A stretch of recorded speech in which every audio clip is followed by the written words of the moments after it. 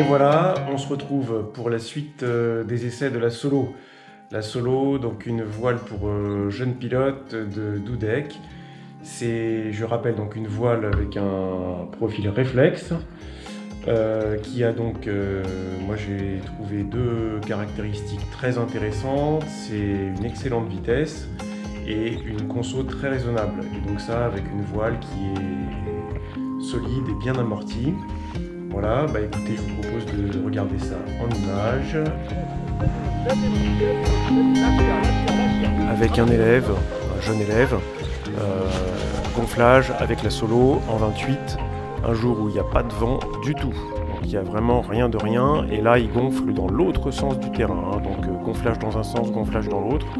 Voilà, la voile, pour moi c'est une voile qui gonfle normalement bien pour une voile de jeune pilote. Et là, Nico avec une 21, pareil, même condition, pas de vent du tout.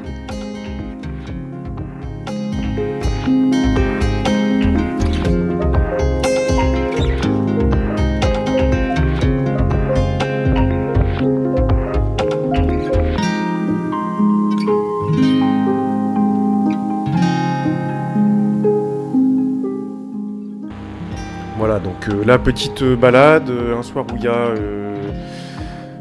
y a 20 à 25 km/h de vent en l'air, et on se lance dans une balade, j'aurais pas faite clairement, avec une voile de débutant d'il n'y a pas si longtemps. Donc là, la vitesse de la Solo, clairement, ça nous élargit un peu le domaine de vol. Et là, on voit, on fonce le barreau, et ça me met à... Je gagne une dizaine de km/h.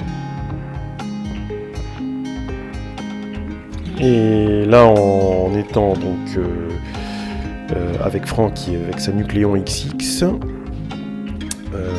28 mètres carrés, et il me gagne un bon 5 km/h quand on est détrimé et barreau à fond. Voilà, donc des bonnes possibilités, avec quand même une voile qui amortit bien, enfin qui est sécurisante. Et puis l'autre aspect intéressant, c'est la consommation qui n'est pas très importante, je pense. Donc là, on va tourner, quand on est tout accéléré, on va tourner aux alentours de 6500 tours à peu près. Donc avec le Moster, 6500 tours avec le Moster, en étant détrimé, accéléré.